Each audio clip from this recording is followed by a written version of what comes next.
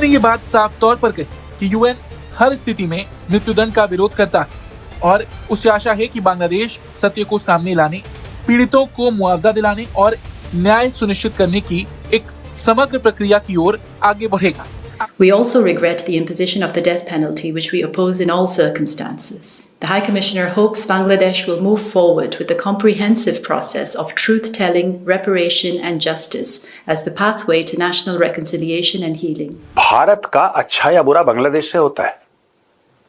बांग्लादेश की इकोनॉमी कितनी बड़ी है, आपकी आर्म्ड फोर्सेस कितनी बड़ी हैं, आपका टोटल मैन्युफैक्चरिंग कितनी बड़ी है कि जो भारत को फर्क पड़े।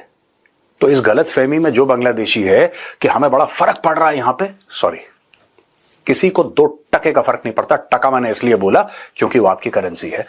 क्या भारत हसीना वाजिद साहिबा को भेजेगा? क्योंकि दैट्स अ क्वेश्चन जिसके ऊपर बहुत सारे लोग बात कर रहे हैं। And here there is a central question ये है कि क्या India stands with the people of Bangladesh और India stands with Sheikh Hasina Wazed. Point ये है कि ये केस जो था बड़ा पेचीदा सा था, एंड अगर इस केस में ये लोग सेंटेंस कर देते, अभी जैसे इन्होंने करा है, तो अभी वायलेंस ऑलरेडी वहां पर शुरू हो चुका है। अगर नहीं करते तो इनको सवाल पूछे जाते कि आपने ये रिजीम चेंज जो करा था वो किसके लिए करा था। तो पूरा इनका गेम ही it was basically stuck on this particular thing. और यहाँ ये 1.5 साल के अंदर जो वहां पे यूनस है, यूनस के अंडर कितने लोग मारे गए, इसके ऊपर भी जुडिशियल कमीशन बैठेगा, इसके ऊपर भी जज बोलेगा किसने, तब तक वो भाग चुका होगा। ये जैसे इंडिया आ गई है ना, यूनस चला जाएगा यूरोप, फिर वहां से ये लोग एक्स्ट्राडिशन मांगेंगे। ये चलता चला आ रहा है। This is a consistent and constant problem in Bangladesh. हम सिस्टम के साथ खड़े होंगे या हसीना के साथ खड़े होंगे? इंडिया का हमेशा से स्टैंड रहा है, रहेगा कि हम हमेशा सिस्टम के साथ खड़े होते हैं। नमस्कार दोस्तों, हिंदुस्तान तक की एक और वीडियो में आपका फिर से स्वागत है। दोस्तों, एक बहुत बड़ी न्यूज़ निकल के सामने आ रही है बांग्लादेश से। यूएन ह्यूमन राइट्स के ऑफिशियल पेज ने सोशल मीडिया प्लेटफॉर्म एक्स पर मोहम्मद यूनुस को रगड़ दिया है। जी हाँ दोस्तों, आपने सही सुना। जैसा कि हम सब जानते हैं, शेख हसीना के खिलाफ डेथ पेनल्टी घोषित कर दी गई है और इसका विरोध कर रहा है यूएन ह्यूमन राइट्स की प्रवक्ता। वो बोल रहा है कि हमें मृत्युदंड दिए जाने पर भी खेद है क्योंकि हम हर स्थिति में इस दंड का विरोध करते हैं। उच्चायुक्त को आशा है कि बांग्लादेश सत्य को सामने लाने, पीड़ितों को मुआवजा दिलाने और न्याय सुनिश्चित करने की एक समग्र प्रक्रिया की ओर आगे बढ़ेगा ताकि राष्ट्रीय स्तर पर मेल मिलाप और उपचार का रास्ता चुन सके। हम जानते हैं जैसे कि बांग्लादेश के अंदर प्रोटेस्ट चल रहा है, लोग सड़कों पर उतर चुके हैं और वहाँ पर काफ़ी ज़्यादा इंस्टेबिलिटी क्रिएट हो रही है। यूएन ह्यूमन राइट्स की प्रवक्ता ने साफ साफ कह दिया है कि बांग्लादेश सत्य को सामने लाने, पीड़ितों को मुआवजा दिलाने और न्याय सुनिश्चित करने के लिए एक ऐसी प्रोसेस करेगा जिससे सभी सेटिस्फाइड हो। अब देखने वाली बात ये रहेगी, क्या यूएन की बात बांग्लादेश मानेगा? दोस्तों, आप वीडियो में बने रहिए, वीडियो आगे और भी ज्यादा इंटरेस्टिंग है। राष्ट्र मानवाधिकार के ऑफिशियल हैंडल से पोस्ट साझा करते हुए ये बात लिखी गई कि पूर्व प्रधानमंत्री शेख हसीना के खिलाफ आया ये दोष सिद्धि का फैसला उन सभी पीड़ितों के लिए एक महत्वपूर्ण पड़ाव जिन्होंने पिछले साल हुए प्रदर्शन पर की गई कड़ी कार्रवाई के दौरान गंभीर अत्याचार झेले थे। हमें ये भी खेद है कि ये मुकदमा उनकी अनुपस्थिति में चलाया गया और इसका नतीजा मृत्युदंड जैसी सजा के रूप में आया, जिसका हम हर स्थिति में विरोध करते हैं। एंड यहाँ तक कि अभी वहां पर जो जिहादी ऑर्गेनाइजेशंस हैं और जो इस्लामिक ऑर्गेनाइजेशंस हैं, उन्होंने तो ये तक बोलना शुरू कर दिया कि ये दिस इज ईस्ट पाकिस्तान। तो Yunus basically looking around here and there और भारत से पंगे लेने का उसका बिल्कुल भी वो बड़ा क्लियर है। आर्मी की तरफ से अगर आप देखेंगे, there is a huge split. Army is now understands, और वहां पर जो डिस्कशन चल रही है कि यार तुम भारत से पंगे ले लिए तुमने, अब वो मारेंगे तो क्या करोगे तुम, what will you do? There is a certain जो जूनियर बैच है और सर्टन सेक्शन है जिसके अंदर एक जिहादिस्ट टिल्ट भी है, लेकिन एक चीज बड़ी क्लियर है कि वो अपने बंदों पे गोली चलाने के लिए बिल्कुल भी राजी नहीं है। They are not wanting to fight their own people, they are not wanting to shoot at their own people, and that's something which is very very clear.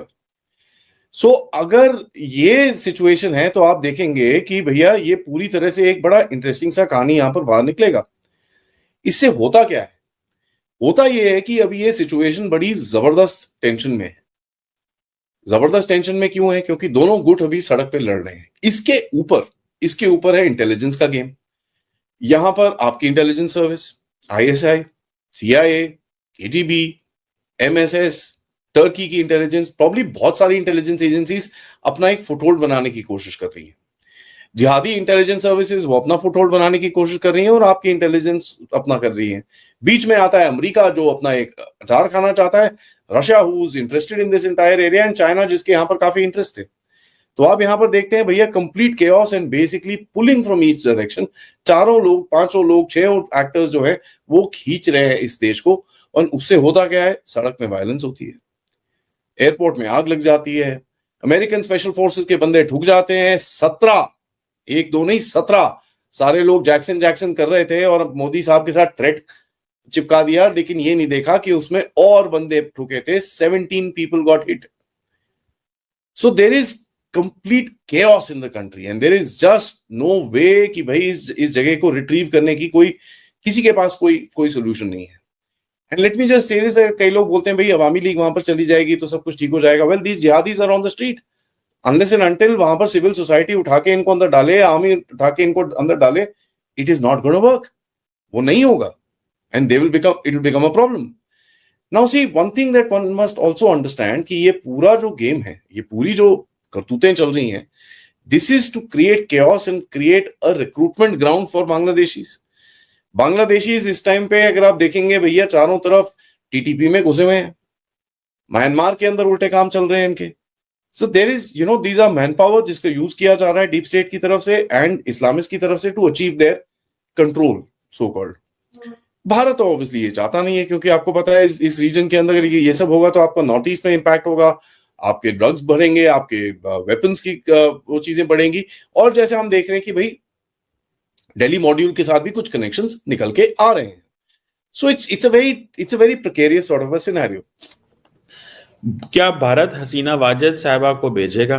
क्योंकि दैट्स अ क्वेश्चन जिसके ऊपर बहुत सारे लोग बात कर रहे हैं। And here there is a central question ये है कि क्या India stands with the people of Bangladesh और India stands with Sheikh Hasina Wajid, और क्या India stands with the system which is installed there at the moment, जो कि वहां पे एक खास किस्म की रेवोल्यूशन कह लें, उसको जो भी कह लें, उसके बाद आया है, या India will stand with its long partner Sheikh Hasina Wajid. और क्या इंडिया जो है वो चाहेगा कि शेख हसीना वाजिद को इलीगली रखे, या कि इंडिया अपनी नेबरहुड फर्स्ट पॉलिसी में स्टेट को अहमियत देगा या इंडिविजुअल को अहमियत देगा? ये कुछ क्वेश्चन है जिसके ऊपर हम बहुत सारी बातें हो रही हैं। So what do you make of that साहब? कंट्री से बढ़कर कोई नहीं, as far as India is concern. हम हमेशा इस बात में गर्व करते हैं, घमंड करते हैं कि कंट्री से बढ़कर कोई नहीं। India first, Bangladesh first, Pakistan first, मैं ये भी कहने के लिए तैयार हूं। सो आगे बात सेकंड, क्या हम सिस्टम के साथ खड़े होंगे या हसीना के साथ खड़े होंगे? इंडिया का हमेशा से स्टैंड रहा है, रहेगा कि हम हमेशा सिस्टम के साथ खड़े होते हैं। इंडिविजुअल्स डोंट मैटर, इंडिविजुअल्स में मैटर। एक गलत एग्जांपल जानबूझकर मैं देता हूं, उससे आवाम को समझ आएगी कि बात कहां चल रही है। पाकिस्तान में स्टैंड विद मसूद, पाकिस्तान में stand with Hafiz, but Pakistan will never stand with terrorism. बड़ी सिंपल बात है, it should not stand with terrorism. So उसी तरह जब आप सिस्टम वर्सेस हसीना की बात कर रहे हैं, India will always go with the system. अब आती है बात हसीना को क्या हम वापस भेजेंगे या नहीं भेजेंगे। देखिए, हमारे और उनके बीच में आई थिंक 1993 के करीब हमारी एक्स्ट्राडिशन ट्रीटी भी है उनके साथ। हम आपस में एक दूसरे को भेज सकते हैं जब वो इस तरह का कोई काम होता है, बट उसमें ट्रीटी में internationally, the treaty is internationally safe. दोस्तों, शेख हसीना के खिलाफ फैसला आते ही बांग्लादेश में प्रोटेस्ट और भी ज़्यादा बढ़ गए, लोग सड़कों पर उतर गए, क्योंकि शेख हसीना के भी सपोर्टर बांग्लादेश में अभी मौजूद हैं जो सड़कों पर उतरकर विरोध कर रहे हैं। और ये जो लोग विरोध कर रहे हैं शेख हसीना के समर्थन में, उन लोगों के खिलाफ बांग्लादेश की गवर्नमेंट एक्शन ले रही है, जो पूरी देश दुनिया देख रही है। अब सोचने वाली बात यह है, क्या बांग्लादेश के अंदर फिर से स्टेबिलिटी आ पाएगी? देखा जाए तो ऐसा दूर दूर तक नज़र नहीं आ रहा, क्योंकि बांग्लादेश के caretaker prime minister Mohammad Yunus, इसका कोई भी इरादा नहीं है कि बांग्लादेश के अंदर इलेक्शन हो। पहले शेख हसीना का तख्ता पलट हुआ, फिर मोहम्मद यूनुस को कुर्सी पर बिठाया गया कि जल्दी से जल्दी इलेक्शन करवाए, जब तक इलेक्शन नहीं हो रहे तब तक ये पूरे बांग्लादेश को संभाले, लेकिन इस मोहम्मद यूनुस के बस में इतना भी नहीं है कि वो जल्दी से इलेक्शन करवा पाए, क्योंकि इसे कुर्सी का लालच आ चुका है। इसे कुर्सी पर बैठने में मज़ा आ रहा है, इस वजह से डिले पर डिले करवाया जा रहा है। और इलेक्शन में जितना ज़्यादा डिले होगा उतनी ही ज़्यादा बांग्लादेश के अंदर इंस्टेबिलिटी क्रिएट होगी। अब यूएन ने तो रगड़ दिया है बांग्लादेश के इस फैसले को, अब देखना होगा आगे क्या होता है। दोस्तों, आपको वीडियो कैसी लगी? अगर वीडियो अच्छी लगी तो चैनल को जरूर सब्सक्राइब करें। मिलते हैं हिंदुस्तान तक की अगली वीडियो में, तब तक के लिए धन्यवाद। जय हिंद।